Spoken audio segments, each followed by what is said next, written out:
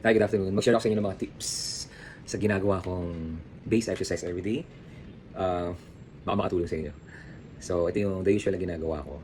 This one helps on doing solos and stuff na parang mukhang mahirap siya painggan or gawin. Pero madali lang pala actually. Especially when you're doing this one everyday. So, let's say we start on A. A major, no? We start on the root. So, ito yung tunog niya. Parinig ko sa inyo.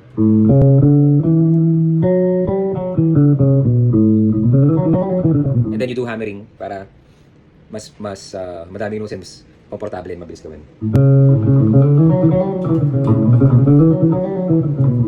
And then you go sa next minor, diba? Usually yung daliri ko naka-spread siya on mga 3 spaces, diba? Isa sa mga secrets yan, kaya nagtutunog altered yung mga solos nila. Sila Hadrian Road, sila Jaco.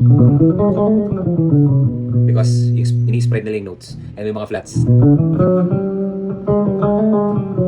Diba?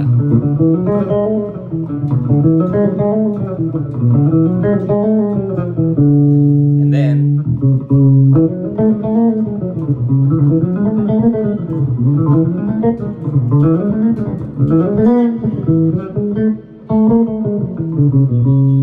we go sa D.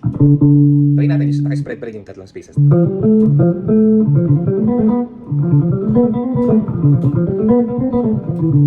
Sa E naman.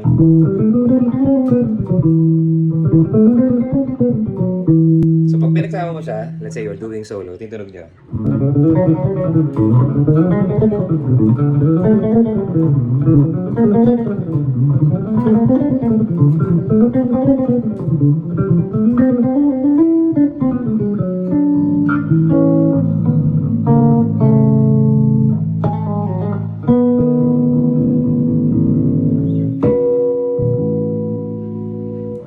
Enjoy!